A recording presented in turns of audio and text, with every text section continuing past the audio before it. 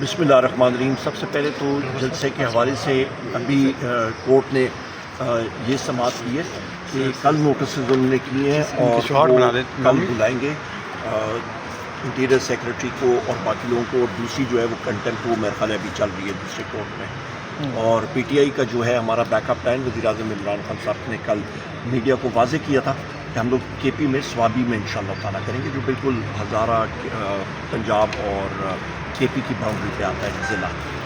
اور پنجاب میں کہاں پر آپ لوگ ایونٹ کرنے جا رہے ہیں 5 اگست کو؟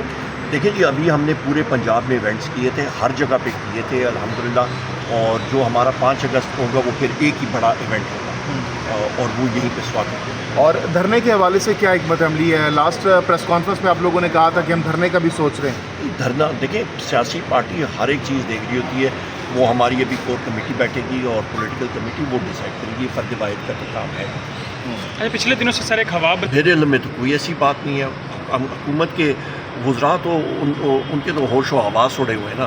ابھی آپ یہ اندازہ لگا لیں کہ آئی پی پیز کا جو ایشو ہے یہ مسلم لیگ نون نے خود سائن کیا تھا۔ یہ ٹیک اور پے کانٹریکٹس ہیں، فرنٹ لوڈڈ ہیں، کیپیسٹی چارجز اس پہ فکسڈ ہیں، ڈالر ڈینومینیٹڈ ہیں، دنیا میں جو پر میگا واٹ کاسٹ ہے وہ کم ہے، یہاں پہ انہوں نے زیادہ رکھی۔ تو یہ بہت ساری ابہامیں ہیں، مسلم لیگ نون کے کانٹریکٹس ہیں۔ پاکستان تحریک انصاف میں رینیوبل انرجی کے پروجیکٹس ہم نے جو لیے تھے وہ 2 اور 2.5 سینٹس پر یونٹ کے تھے، اور 1 سال کے اندر وہ ریٹ نیچے آیا تھا۔ مسلم لیگ نون کے دور میں وہی رینیوبل انرجی کے پروجیکٹ 16 سینٹ پہ تھے۔ ہم نے آئی پی پیز کے ساتھ ری نیگوشیٹ کیا، انکلوڈنگ نیوکلیئر پاور پلانٹس، اور اس پہ ہم نے ڈالر کی قیمت جو ہے وہ 175 فکس کی تھی۔ اربوں روپے کا فائدہ دیا تھا ملک کو، اربوں روپے کا۔ اور اسی طرح جو آپ کی ایل این جی جو کانٹریکٹ تھا قطر کے ساتھ، اس پہ سے ایک ڈیل کو ری نیگوشیٹ کیا، اور 10 سالوں کے اوپر $10 ارب کا اس کا فائدہ تھا۔ تو یہ تو وزیر اعظم عمران خان صاحب کے دور حکومت کے کانٹریکٹس ہیں۔ مسلم لیگ نون والے تو ابھی ان کو یہ معلوم نہیں ہے کہ جو کیئر ٹیکر والے جو لوگ تھے، ابھی گور اجاز ہیں یا باقی لوگ ہیں، تو یہ تو سارے کے سارے ان کو چاہیے تھا یہ اس پہ کام کرتے نا، اس وقت یہ گزرا تھے 1 سال پھر کیا ہوتا رہا ہے۔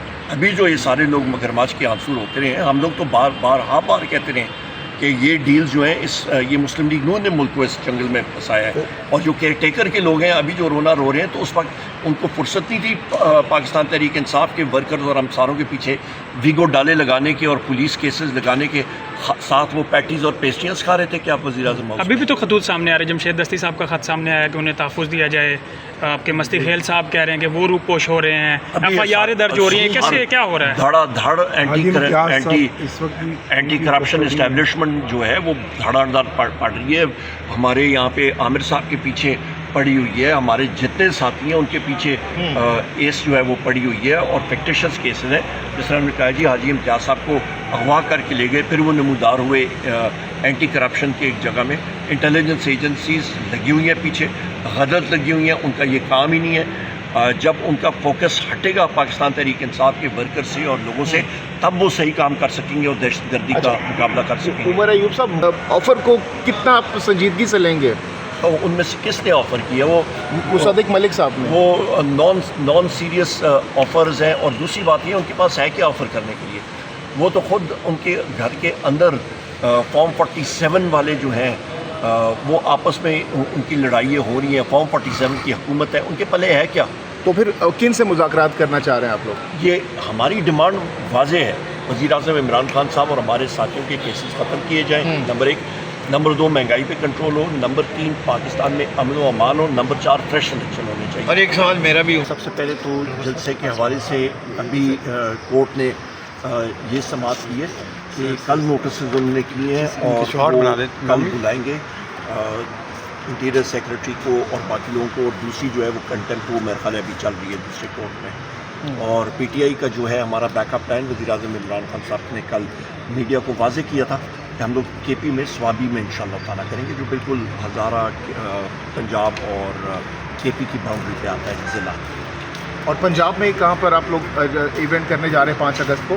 دیکھیں جی، ابھی ہم نے پورے پنجاب میں ایونٹس کیے تھے، ہر جگہ پہ کیے تھے الحمدللہ، اور جو ہمارا 5 اگست کو ہوگا وہ پھر ایک ہی بڑا ایونٹ ہوگا اور وہ یہیں پہ سواگت ہوگا۔ اور دھرنے کے حوالے سے کیا حکمت عملی ہے؟ لاسٹ پریس کانفرنس میں آپ لوگوں نے کہا تھا کہ ہم دھرنے کا بھی سوچ رہے ہیں۔ دھرنا دیکھیں، سیاسی پارٹی ہر ایک چیز دیکھ رہی ہوتی ہے، وہ ہماری ابھی کور کمیٹی بیٹھے گی اور پولیٹیکل کمیٹی وہ ڈیسائیڈ کرے گی، فرد واحد کا تو کام ہے۔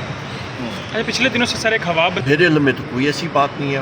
हुकूमत के वज़रा तो उनके तो होश व हवास उड़े हुए हैं ना। अभी आप ये अंदाज़ा लगा लें कि IPPs का जो इशू है ये मुस्लिम लीग नून ने खुद साइन किया था। ये टेक और पे कॉन्ट्रैक्ट्स हैं, फ्रंट लोडेड हैं, कैपेसिटी चार्जेस इस पे फिक्स्ड हैं, डॉलर डिनोमिनेटेड हैं। दुनिया में जो पर मेगावाट कॉस्ट है वो कम है, यहाँ पे उन्होंने ज़्यादा रखी। तो ये बहुत सारी इबामें हैं, मुस्लिम लीग नून के कॉन्ट्रैक्ट्स हैं।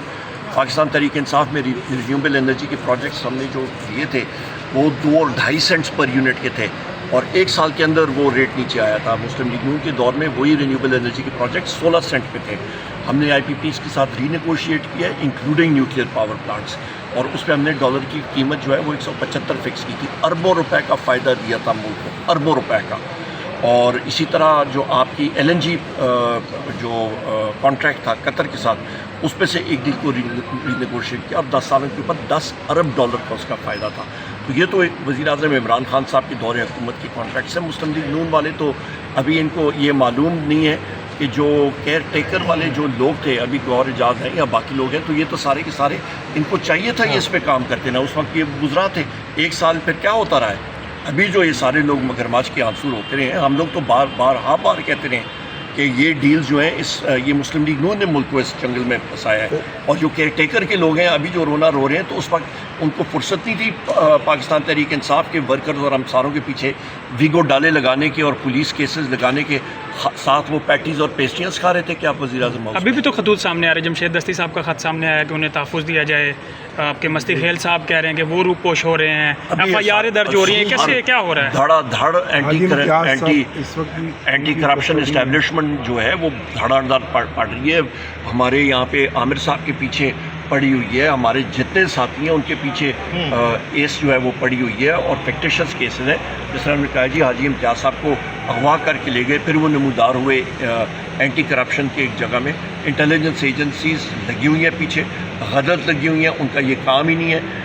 जब उनका फोकस हटेगा पाकिस्तान तहरीक इंसाफ के वर्कर से और लोगों से, तब वो सही काम कर सकेंगे और दहशतगर्दी का मुकाबला कर सकेंगे। उमर अयूब साहब, ऑफ़र को कितना आप संजीदगी से लेंगे? तो उनमें से किसने ऑफ़र किया? वो मुसद्दिक मलिक साहब ने। वो नॉन सीरियस ऑफ़र्स हैं। और दूसरी बात ये, उनके पास है क्या ऑफ़र करने के लिए? वो तो ख़ुद उनके घर के अंदर फॉर्म 47 वाले जो हैं वो आपस में उनकी लड़ाइयाँ हो रही हैं। फॉर्म 47 की हुकूमत है, उनके पल्ले है क्या? तो फिर किन से मुज़ाकरात करना चाह रहे हैं आप लोग? ये हमारी डिमांड वाज़ेह है, वज़ीर-ए-आज़म इमरान खान साहब और हमारे साथियों के केसेस ख़त्म किए जाएँ, नंबर 1। नंबर 2, महंगाई पे कंट्रोल हो। नंबर 3, पाकिस्तान में अमन व अमान हो। नंबर 4, फ्रेश इलेक्शन होने चाहिए। और एक सवाल मेरा भी